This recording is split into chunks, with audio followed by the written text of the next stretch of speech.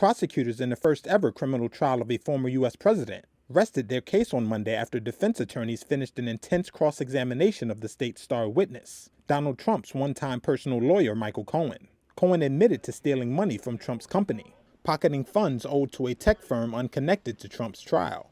The admission by Cohen could chip away at his credibility with jurors. Cohen described the act as a form of self-help, claiming he did it because he was upset about his annual bonus being cut, despite his fronting $130,000 of his own money to buy the silence of porn star Stormy Daniels, who alleged to have a 2006 sexual encounter with Trump. Trump is charged with falsifying business records to cover up the payment ahead of the 2016 election. He has pleaded not guilty and denies ever having sex with her. Cohen was the final and most important witness for New York prosecutors, as they seek to convince a jury that Trump broke the law by covering up the payment to Daniels. But as a convicted felon and admitted liar, jurors may be skeptical of Cohen's account. Prosecutors have tried to shore up his testimony with documentary evidence, while Trump's lawyers have tried to undermine Cohen's credibility through his cross-examination.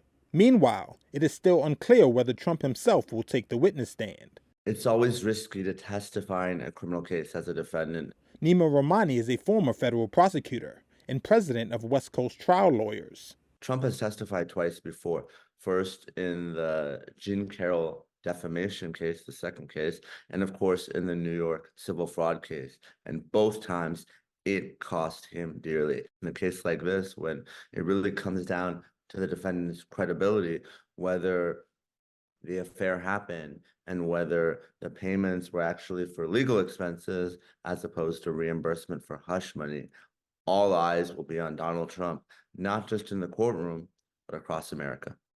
Trump's attorneys called their first witness after Cohen finished. At the outset of Monday's session, the judge said he expected the prosecution and the defense to wrap up their presentations this week and make their closing arguments next week, followed by jury deliberations.